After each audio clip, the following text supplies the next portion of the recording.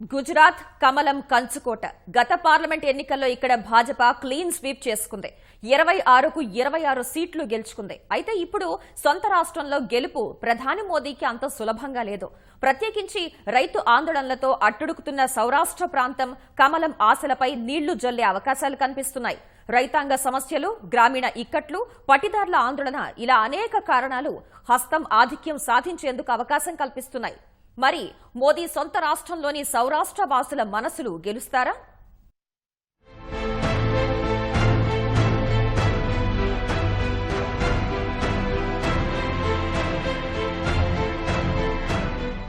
సౌరాష్ట్ర దక్షిణ గుజరాత్లోని కీలక ప్రాంతం.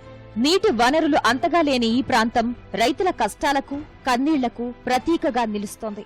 2014 ఎన్నికల్లో గంపగుత్తగా భాజపాను గెలిపించిన సౌరాష్ట్ర అసెంబ్లీ ఎన్నికల్లో మాత్రం కాంగ్రెస్ వైపు మొగ్గింది. సౌరాష్ట్రలో మొత్తం 7 ఎంపీ స్థానాలున్నాయి.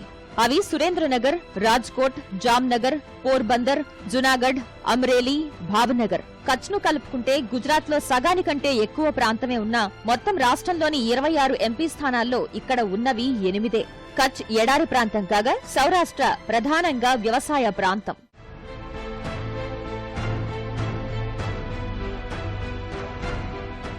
గుజరాత్లోని పట్టణ ప్రాంతంలో భాజపాకు కొంత అనుకూల వాతావరణం కనిపిస్తున్నా ప్రస్తుతం సౌరాష్ట్రలో మాత్రం ప్రభుత్వ వ్యతిరేకత కనిపిస్తోంది. రైతుల సమస్యల పరిష్కారంలో సర్కార్ అంతగా దృష్టి సారించకపోవడమే ఇందుకు కారణం. గతేడాది 100 ఏళ్లలో అతి తక్కువ వర్షపాతం నమోదవడంతో సౌరాష్ట్ర ప్రాంతంపై కరువు మేఘాలు కమ్ముకున్నాయి.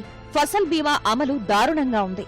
పంటలు పండక నష్టపోయిన రైతులు బీమా సొమ్ము కోసం పెట్టుకున్న దరఖాస్తులు చాలా వరకు బుట్టదాఖలవుతుండటం వల్ల అన్నదాతలు ఆగ్రహం వ్యక్తం చేస్తున్నారు. గతేడాది నుంచి సౌరాష్ట్ర ప్రాంతం రైతుల ఆందోళనలతో మారుమోగుతోంది. దాదాపు 15 లక్షల మంది రైతులు బీమా సొమ్ము కోసం రోడ్డెక్కి ఉద్యమిస్తున్నారు.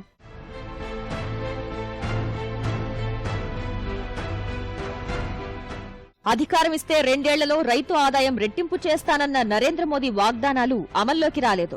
మోదీ ప్రధాని అయిన 3 ఏళ్ల తర్వాత గుజరాత్లో 40% వ్యవసాయ కుటుంబాలు అప్పుల్లో కూరుకుపోయాయని సాక్షాత్తు కేంద్ర వ్యవసాయ శాఖే తేల్చి చెప్పింది. సౌరాష్ట్రలోని సురేంద్రనగర్ జిల్లాలో కేవలం 30% మంది రైతులకు మాత్రమే పంట నష్టం బీమా అందింది. ప్రభుత్వం అందించే ప్రీమియం సొమ్ముల ద్వారా బీమా సంస్థలు కోట్లు గడిస్తున్నాయని భారతీయ కిసాన్ సంఘ్ అధ్యక్షుడు జేకే పటేల్ చెబుతున్నారు. ప్రధానమంత్రి ఫసల్ బీమా యోజన కింద ప్రభుత్వాలు బీమా సంస్థలకు ప్రీమియం రూపంలో 7,000 కోట్ల రూపాయలు చెల్లిస్తే ఆ సంస్థలు రైతులకు చెల్లించిన క్లెయిమ్ల మొత్తం కేవలం 2,300 కోట్లు మాత్రమే ఉండడం వాటి నిర్లక్ష్యం, మోసాలకు ఉదాహరణగా నిలుస్తున్నాయి. మద్దతు ధర దక్కకపోవడం, కరబులు, రుణభారం, బీమా సంస్థల నిర్వాకం వెరసి సౌరాష్ట్ర రైతును కుంగదీస్తున్నాయి.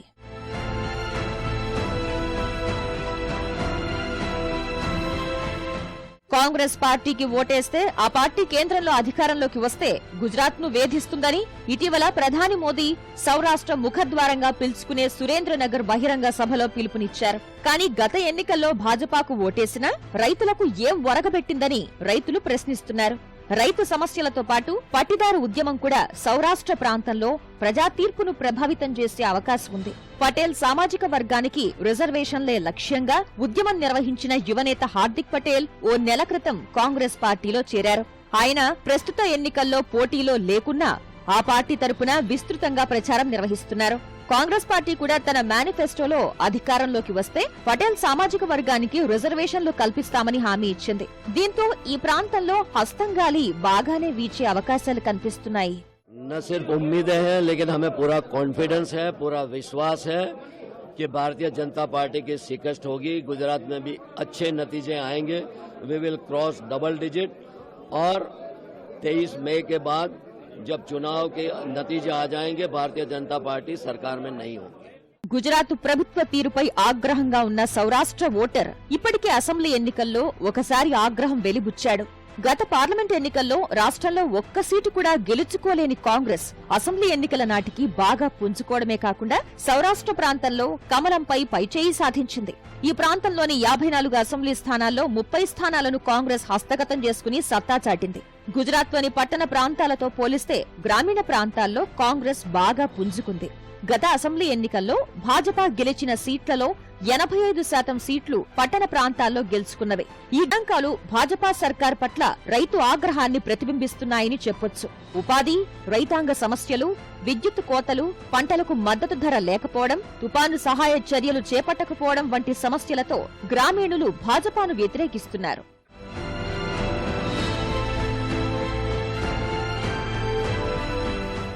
భాజపా నేతలు మాత్రం ఈ వాదనతో ఏకీభవించటం లేదు. గత అసెంబ్లీ ఎన్నికల్లో పటిదారు ఉద్యమం కారణంగా సీట్లు నష్టపోయామని వారు చెబుతున్నారు.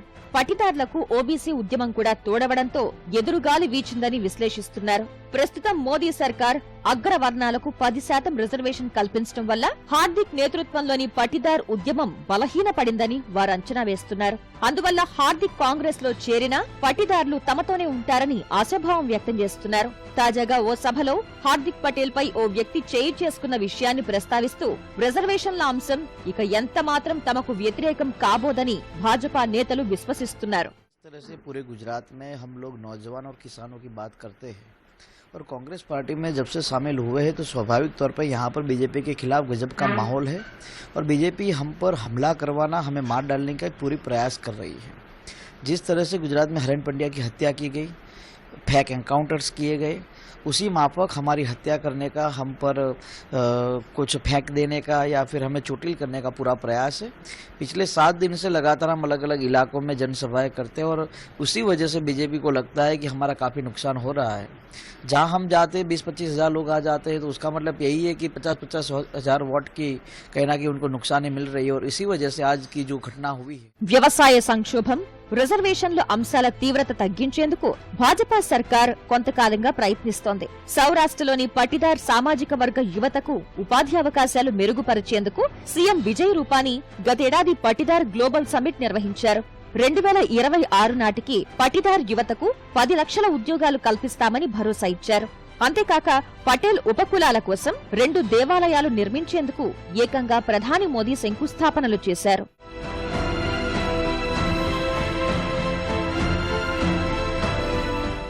సురేంద్రనగర్లో ఇటీవల నిర్వహించిన ఓ బహిరంగ సభలో ప్రధాని మోదీ రైతులకు నేనున్నాను అనే భరోసా ఇచ్చే ప్రయత్నం చేశారు. 5 ఎకరాల్లోపు భూమి ఉన్న ప్రతి రైతుకు నేరుగా ఏటా 6,000 రూపాయల సాయం అందుతుందని ప్రకటించి వారి మనసులు గెలుచుకునే ప్రయత్నం చేశారు. వృద్ధాప్య పింఛన్ పథకాన్ని కూడా ప్రకటించారు. మొత్తం 26 ఎంపీ స్థానాల్లో కనీసం 10 నుంచి 12 ఎంపీ స్థానాలు గెలుచుకోవాలని లక్ష్యంగా నిర్దేశించుకున్న కాంగ్రెస్ సౌరాష్ట్రలోని 7 4 కైవసం చేసుకోవాలని భావిస్తోంది. ప్రధానంగా సురేంద్రనగర్, అమ్రేలీ, జునాగఢ్ ఎంపీ స్థానాల్లో హస్తం ఆధిక్యం ప్రదర్శిస్తోంది. మరి అన్ని రకాలుగా దగా పడిన సౌరాష్ట్ర రైతు ఈ ఎన్నికల్లో ఎటు మొగ్గుతాడో చూడాలి.